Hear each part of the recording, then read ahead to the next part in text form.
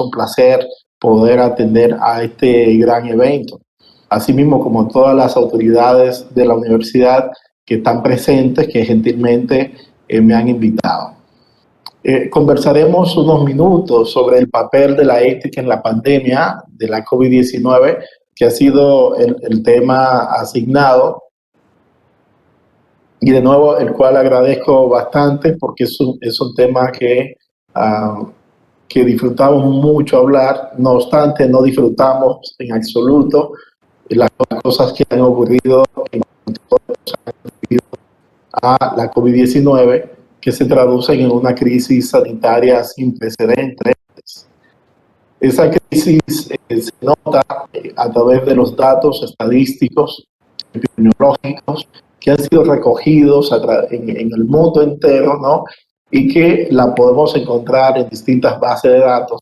Entre ellas tomé esta noticia que actualiza Google todos los días de forma diaria en base a los datos que son reportados en distintas fuentes. En todos los países, como ustedes ven, millones, más de 219 mil millones de personas han sido afectadas por COVID, y las muertes también se traducen en millones. Es muy lamentable todo lo que ha estado ocurriendo en el mundo a partir de este virus. Si bien es cierto, ¿por qué hablamos de bioética cuando estamos frente a un tema como este? Bueno, para todos los bioeticistas, y creo que para todos los que entiendan el término bioética, que tiene que ver con los aspectos que son relativos a la vida y a la muerte, desde las consideraciones que de forma racional como individuos, incluyendo a nuestras sociedades, tenemos respecto a, si se puede decir, las costumbres, nuestra forma de ver la vida en relación a lo que es bueno, a lo que es malo, a cómo nos afectan y nos impactan desde el punto de vista desde lo ético.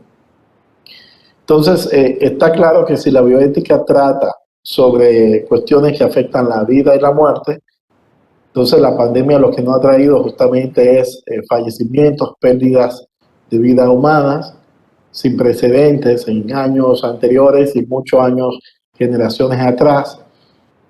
Ha traído la pérdida del bienestar, si es que la había, en algunas poblaciones que ya de por sí eran vulneradas antes de la pandemia. Entonces se puede presuponer un incremento de esa vulnerabilidad en las poblaciones que desde antes no habían ya sido copadas por temas sociales. Entonces hoy en día el que estaba más o menos bien, entonces ha tenido que pasar por situaciones de estrés, de ansiedad, de ira, de depresión, violencia intrafamiliar, violencia fuera también de la familia, violencia en su diversidad, en todo tipo. Esa violencia estructural también en algunos países se ha desatado crisis importantes, sobre todo en Latinoamérica, y también abuso infantil se ha incrementado. Esas situaciones de violencia que estamos comentando han tocado de forma importante a la mujer, a los niños, niñas y adolescentes, al punto tal de que muchos de ellos han considerado y han pensado en quitarse la vida. Se ha visto un incremento en lo que son ideas y conductas suicidas en distintos países. Frente a esto, el caldo de cultivo en la salud mental ha sido las pérdidas económicas que se han dado, o sea, que se traducen en pérdida de empleo y también en pobreza. Es todo un drama humano el que la pandemia nos ha traído. Y esas pérdidas incluyen, sobre todo, una muy importante, es la pérdida de libertad debido al confinamiento, a la situación de aislamiento obligatorio, cuarentenas y la notificación obligatoria. O sea, estamos en medio de a poco más de lo que podría cualquier persona predecir que habría ocurrido en estas épocas. Entonces, ni siquiera en años pasados en guerra podríamos predecir que desde una ciudad en Asia, desde Wuhan, llegaría a tu hogar, allá mismo, ¿no? Directamente, de forma gratuita, un virus, ¿no? Un virus como este, que ocasionaría la muerte, la propia o de un ser querido, de alguien muy cercano, que todos conocemos a alguien que ha fallecido por COVID, sin lugar a dudas. Y si no, es que hemos sido nosotros tocados, nuestra propia casa o familia, y si no, nosotros mismos al menos hemos tenido ya la enfermedad. En mi caso yo la he tenido que estar postrado en cama como nunca antes había estado por muchos años por una enfermedad, ¿no? Entonces, o sea que sí, desde Wuhan a tu hogar, parece un eslogan lo que he construido acá, pero ciertamente lo que quiero decir con esto, con esta expresión gratuitamente, es que ni siquiera Amazon, que es tan útil y tan efectivo, ¿no? Llevando cosas al hogar, ni siquiera Amazon, Alibaba han sido tan efectivos.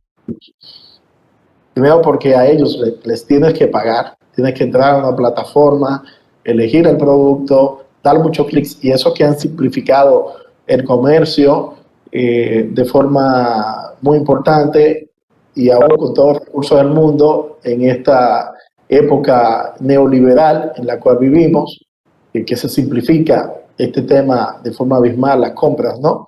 Con un solo clic puedes tener un producto en tu casa, pero con el virus de SARS-CoV-2 no has tenido que hacer nada, no has tenido que mover un dedo y ha llegado a tu casa. Una gran eficacia, ¿no? Un problema de salud global, un problema y que no podemos escapar. No hemos podido escapar simplemente haciendo discusiones epidemiológicas o éticas o económicas. No ha sido posible escapar. Entonces, de la ética, planteamos no la bioética. Desde esa ética con corte hipocrático, esa relación del médico-paciente, bueno, hay que pensar, ¿no?, en una bioética global. Hay que ponerle apellido, porque la bioética ha sido abrazada y a veces usurpada, a veces fractada por diversas áreas, ¿no? A veces se cree que la bioética es clínica, es bioética médica actual, ¿no? Bioética para médicos o bioética, una ética para los profesionales de la salud. No, la bioética engloba todo el panorama biológico humano donde está la vida implicada. De hecho, esa relación que se conoce, en la cual el SARS-CoV-2 surge precisamente y según las tesis más creíbles, también por esa manera en que el ser humano se relaciona con el medio ambiente, ¿no? Y como hemos explotado y acercado a todas fuentes, digamos, de la vida, obviamente que esa homeostasis a veces la rompemos. Entonces ese giro paradigmático, y yo diría pragmático también, que la bioética empieza a utilizar instrumentos y maneras en la cual podemos aplicar conocimiento filosófico o teorías éticas al campo de la salud y poder verlo a nivel global. Entonces, es obvio que el rol de la ética, al menos de libro, está ya planteado. Ahora, la pregunta que hacemos, durante la pandemia, ¿tuvo alguno? Realmente la ética, finalmente.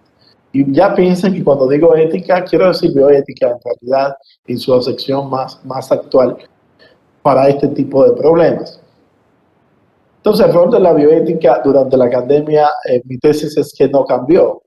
La bioética tenía que seguir su agenda bioética a través de las comisiones nacionales de bioética, los comités de ética de investigación y los comités de ética asistencial, donde cada estamento, cada entidad, en realidad tenía que seguir con su agenda, que es continuar con una función consultiva, asesorar a las autoridades del país, principalmente la del sector salud, ¿no? Dado que es una crisis principalmente sanitaria. A partir de ahí hay crisis políticas, hay crisis económicas, crisis de la salud mental, más específica dentro de la salud, etcétera.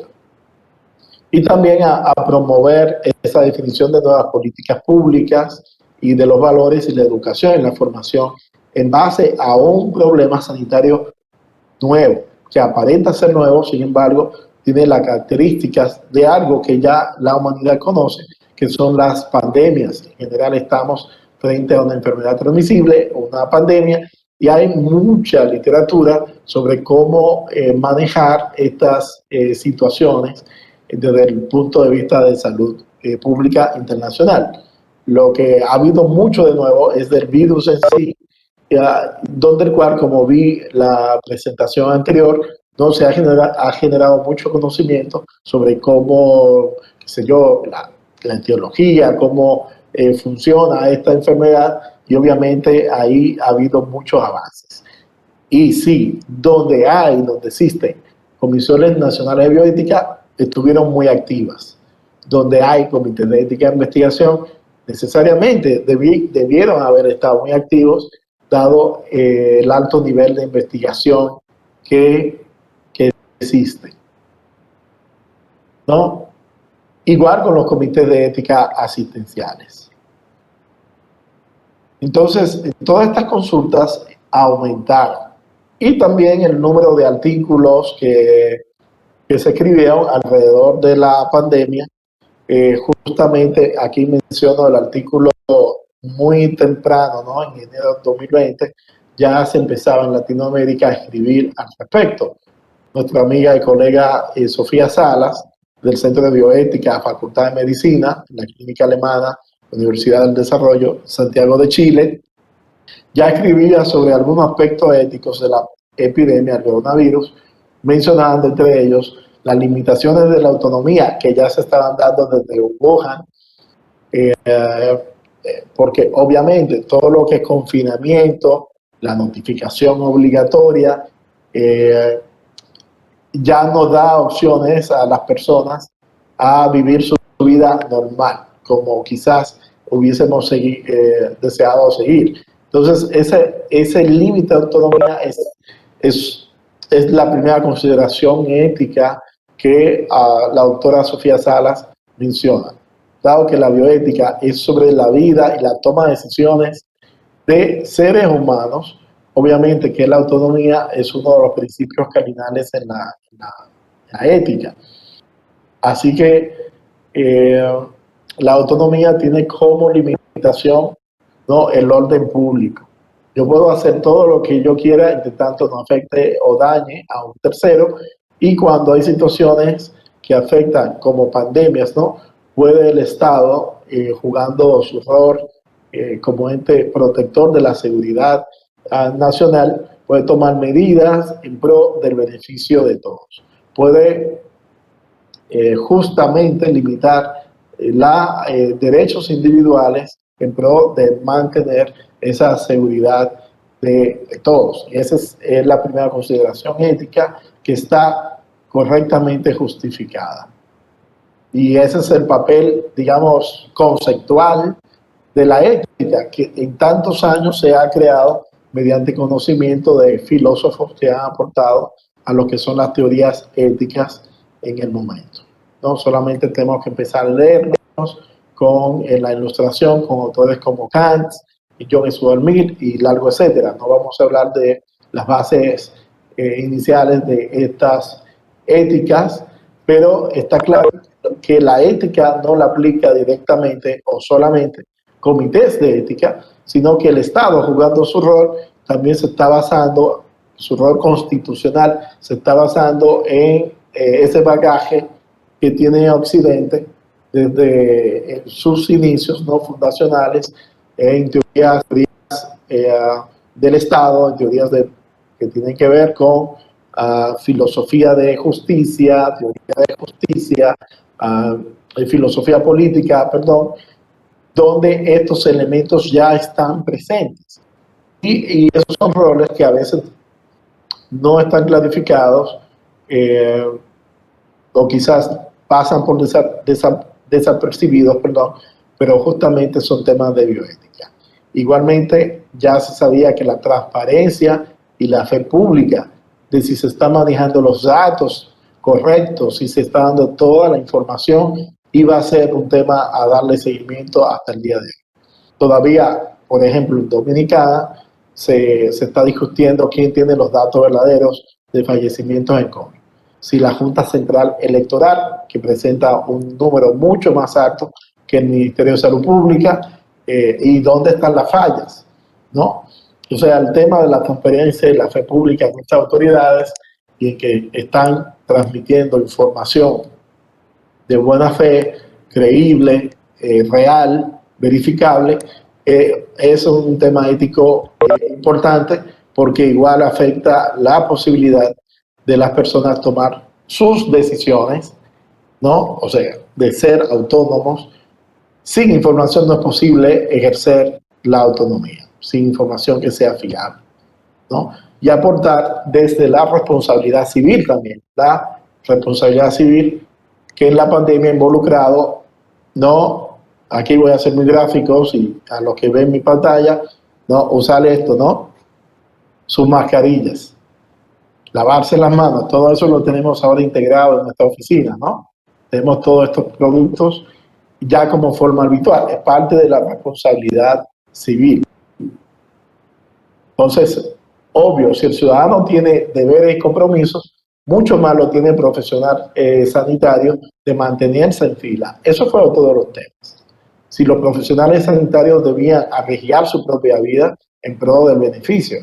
Ellos también tienen una autonomía, un derecho a decir que no, pero desde la ética se plantea el deber del profesional sanitario de no abandonar, porque si abandona, digamos, es en cierto sentido desde una ética deontológica, una ética del deber, significa que el profesional ha tirado la toalla y que no es más profesional.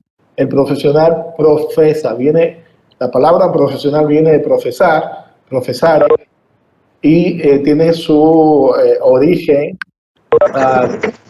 tiene su etiología bien identificada en esa misión, en ese compromiso social que tienen los profesionales de a toda costa, ¿no?, cumplir con su misión. Y en este caso, su misión es justamente salvar vidas, si no es posible curarlas, al menos calmar el dolor. Si no es posible calmar el dolor, entonces algo es posible, que es acompañarlas. Quizá lo mínimo, ¿no?, es no abandonar. Y ese sería el criterio ético que estaríamos siguiendo desde una ética profesional. Entonces, el último tema tenía que ver también con la investigación en salud, dado que la investigación por sí, en sí misma, iba a ser el centro o parte central de la pandemia, dado que no teníamos conocimiento científico de estos problemas, de dónde venía y cómo tratarla, cómo intervenirla. Entonces, bueno, esos fueron temas que planteó en su artículo la doctora Salas y que reseñamos como que iban a mostrar parte de los roles de la bioética. El primero es dilucidar los problemas, ¿no? Dilucidar dónde están los conflictos éticos. Y para eso también mostramos esta vista fija de donde la doctora Susana Vidal, una reconocida bioeticista en Latinoamérica, también planteaba los desafíos éticos de la pandemia. Aquí les dejo el enlace en YouTube. Pasaremos esta diapositiva vía Adriana y Ersi Cárcamo para que ustedes tengan acceso a ella y puedan ver esos videos. Susana aquí recogía 4 grandes temas éticos y tenían que ver con el plano macropolítico, económico, social y comunitario, que más o menos hemos ido dilucidando Ahora, al inicio, obviamente hay cuestiones que trascienden las políticas nacionales, sino que van a niveles regionales y obviamente a nivel global. Y estos tienen implicaciones éticas.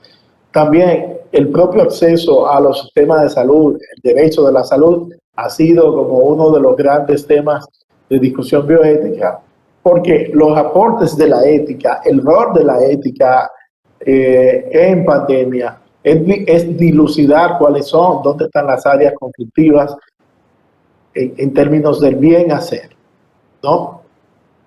Y el primer paso es identificarlos, es saber dónde están los problemas en orden de poder generar la discusión, el diálogo, utilizar metodologías de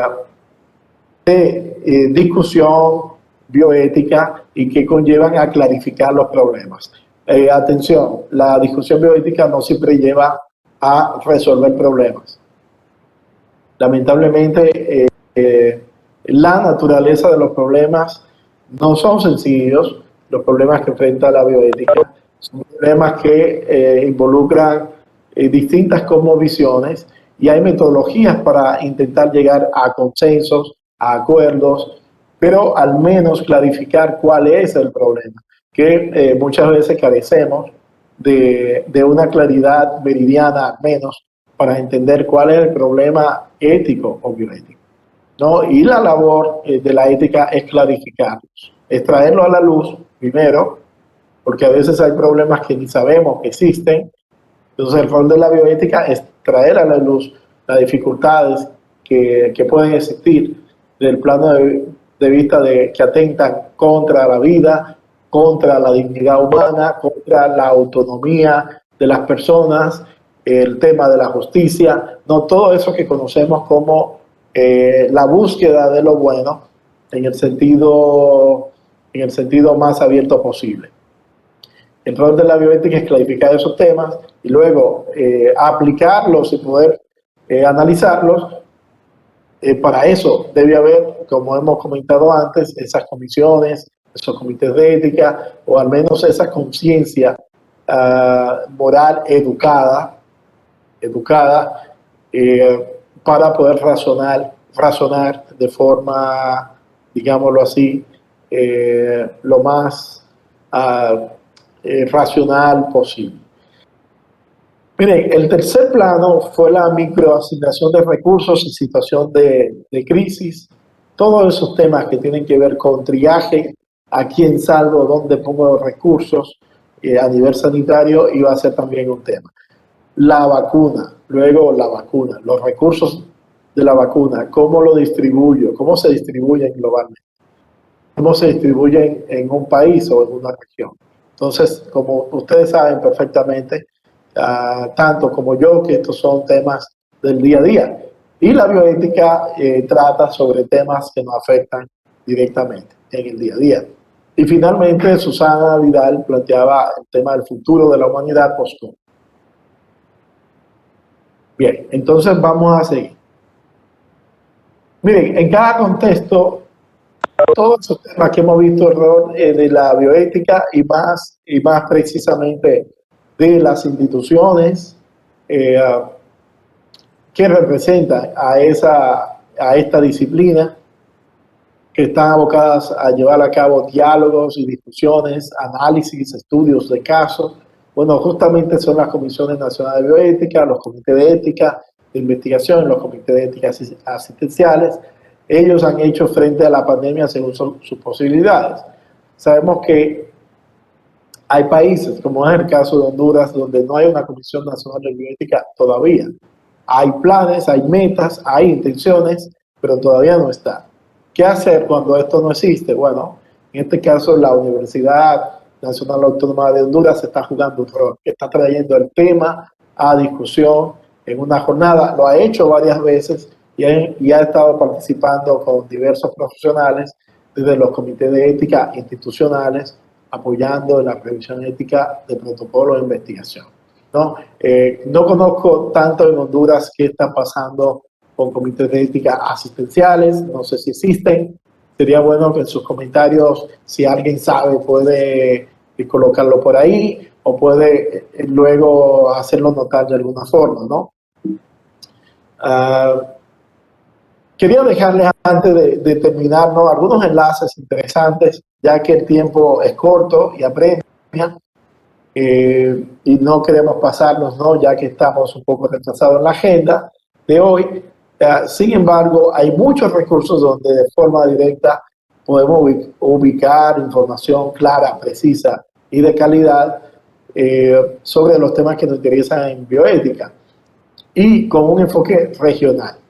Así que hubo hace poco, la semana pasada, de hecho, hace una semana, se estuvo realizando el Congreso Internacional de la Red Bioética UNESCO, y donde un sinnúmero, digamos, muchos de los principales autores en bioética de la región se dieron cita en este evento, y ustedes pueden ir a la Universidad del Bosque, que fue donde se realizó el evento o llevó el evento de forma virtual, y acá están los enlaces en YouTube, y si colocan Congreso Internacional de Bioética UNESCO, ustedes lo van a conseguir.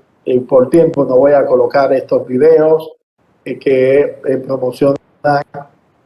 promocionan esta actividad, y ya están todos en línea, todos los videos en YouTube. A quienes les interese algún tema específico en bioética, se pueden dirigir allá. También hay una lista de documentos técnicos de la OPS que hablan desde la transparencia en investigación y qué podemos hacer para fortalecerla, las pautas éticas para revisar protocolos COVID, esto es para los comités de ética, y cómo agilizar la revisión ética, las orientaciones éticas también más genéricas sobre cuestiones que la pandemia ha planteado, entre ellas algunas de las que hemos mencionado y otras más. Todos estos documentos están publicados, y preferimos no pasarle a ustedes links, enlaces de lugares seguros donde pueden ubicar mayor información sobre este tema, porque obviamente es que estos minutos no nos dan para entrar en detalle en cada uno, más que ustedes puedan ver, y así intento responder la pregunta de esta conferencia, que es el papel de la ética. El papel de la ética es esto, es estudiar, es plantear problemas éticos de manera tal de que, conociéndolos, podamos hacernos más conscientes, más sensibles a esos problemas que muchas veces en nuestra práctica diaria están ocultos o nos están ahogando, ¿no? O ambas cosas, están ocultos y nos ahogan, nos agobian, porque no sabemos qué hacer, no sabemos cómo proceder ante los problemas. Entonces el rol de la ética también tiene un rol muy importante desde el punto de vista académico, desde el punto de vista de organizaciones que hacen vida en bioética. Pongo un ejemplo que creo que en lengua española, aunque no es de la región, es de España, del Comité de Bioética de España, donde hay una lista no muy clara de publicaciones y documentaciones que ellos regularmente suben, y entre ellos hay varias orientaciones para COVID, incluyendo la estrategia de vacunación en COVID.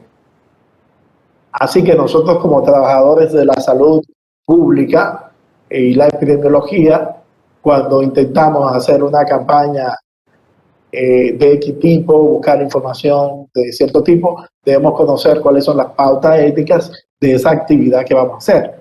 Casi para todo existe algún tipo de pauta ética que ya existe en algún lugar del mundo.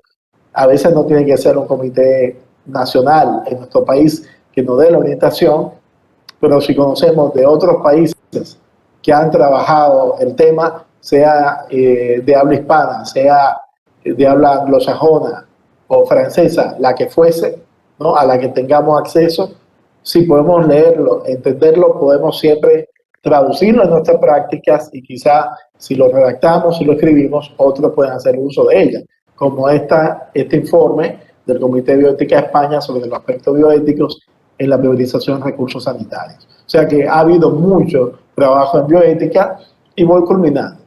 Culmino con algunos retos y limitaciones.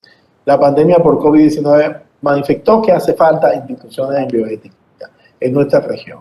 Esto lo comentamos en otro escenario, también con la universidad, desde la UNAM, en otro escenario hemos comentado esto. ¿No? Hace falta que nosotros en Centroamérica institucionalicemos más la bioética.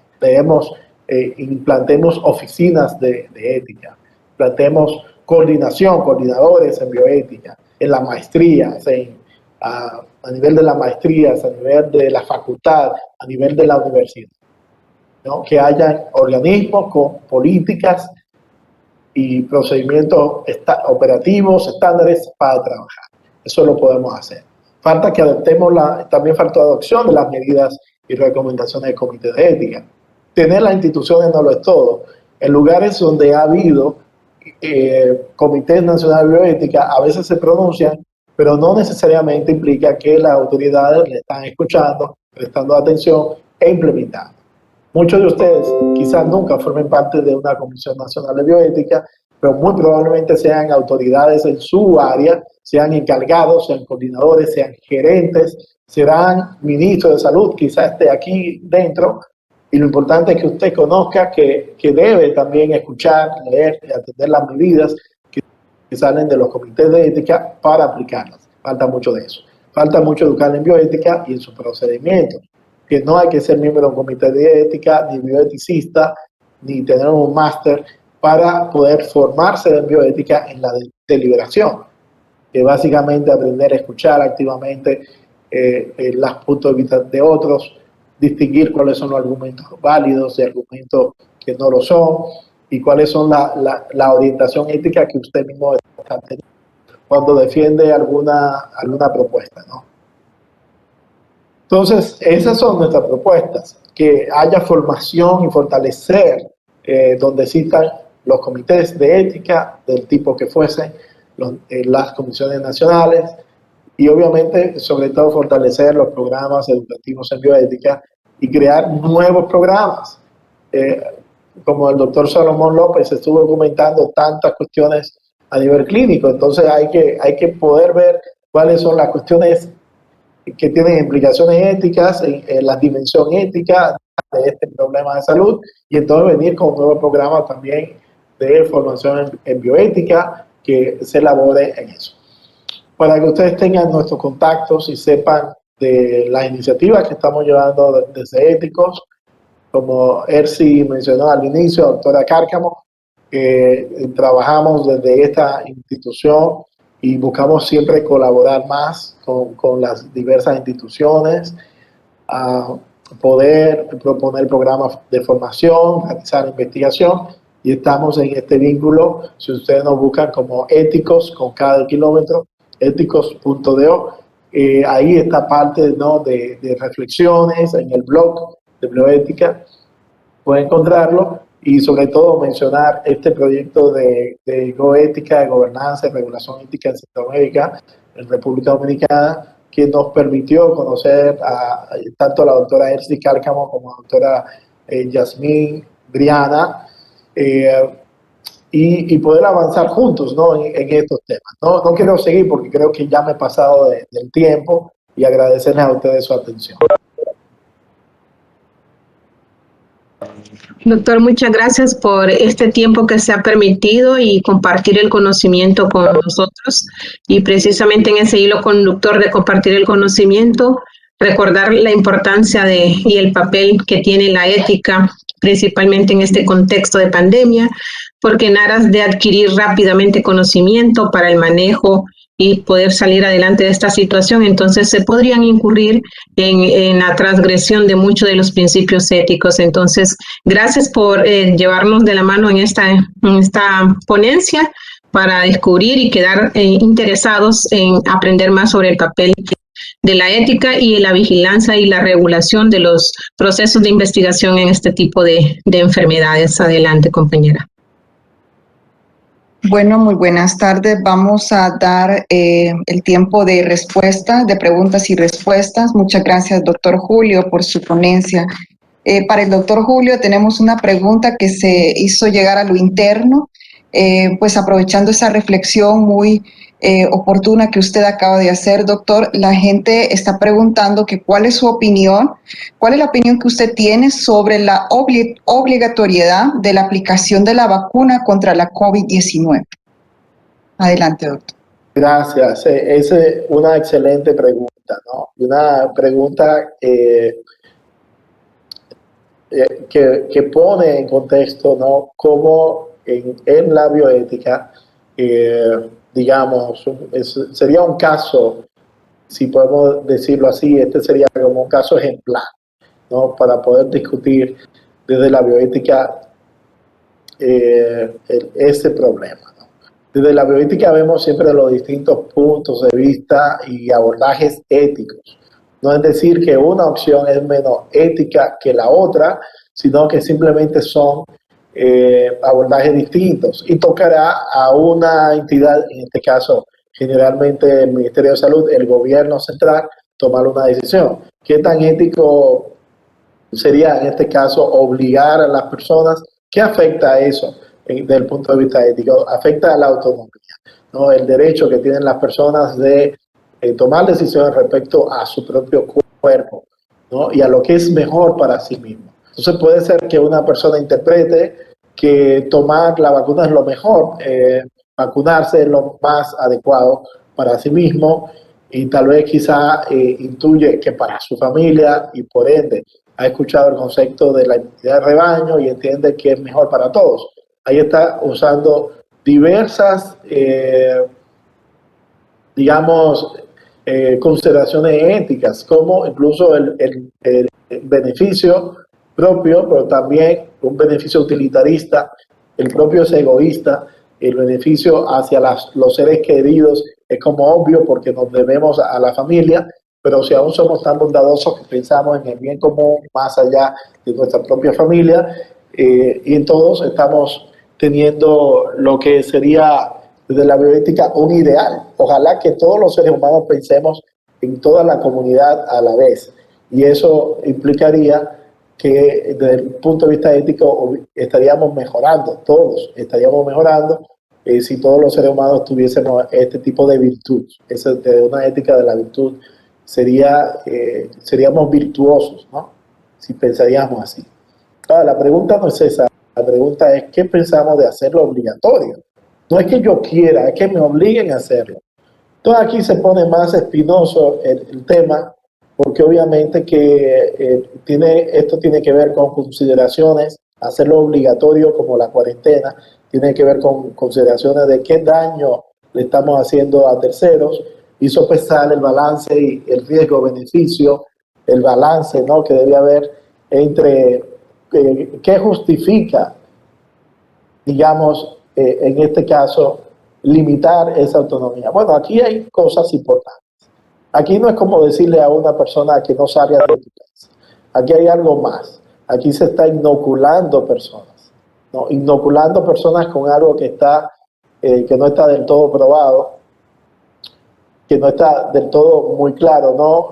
Cuál es la real eficacia y cuáles son los reales daños potenciales, efectos adversos y todo, y más con el débil seguimiento que se han dado en muchos países al registro epidemiológico o estudio de seguimiento a la vacuna y sus efectos. O sea, ¿qué pasa si el daño es más grande? ¿No? Obligar a alguien que estaba al menos tranquilo en su casa, que quizás aceptó el confinamiento, protegerse, pero no quiere en sí vacunarse, tiene temor. ¿Deberíamos obligar a esa persona? Bueno, es que ahora como lo pinto, ustedes han entendido que mi argumentación es muy sólida con respecto a que si no estamos seguros del bien que vamos a ocasionar y quizás buscando el bien causamos daño, entonces, ¿qué deberíamos decir? Deberíamos decir que no deberíamos obligar a las personas. Sin embargo, eso nos atrasa en la meta de alcanzar esa inmunidad de rebaño, en alcanzar que salgamos todos más rápido a la normalidad, entre comillas. Entonces ahí tenemos los valores encontrados y eso es lo que existe en la comunidad. Lo que debe haber desde la bioética es comunidades de diálogo, comunicativas, donde van tomando decisiones. y donde esperamos que los gobernantes escuchen también a los análisis estadísticos y todo esto y vayan tomando decisiones. Hay en países que lo han hecho ciertamente, donde no se pregunta. Hay en otros países, unos más fuertes que otros, van limitando esas libertades y los argumentos pueden ser sólidos. ¿Qué tal si la vacuna que se está utilizando se le informa a las personas que en realidad los riesgos son muy mínimos y son vacunas de esas que dan mayor seguridad en el mercado, ¿no? Y que realmente usted no tiene ciertos factores de riesgo como para no ponérsela, o que usted es un servidor público, usted trabaja en un hospital, usted es un personal de salud, usted es un educador. ¿Cuál es su responsabilidad? Entonces, ¿deberíamos obligarlo? Yo lo dejo como pregunta abierta ahí.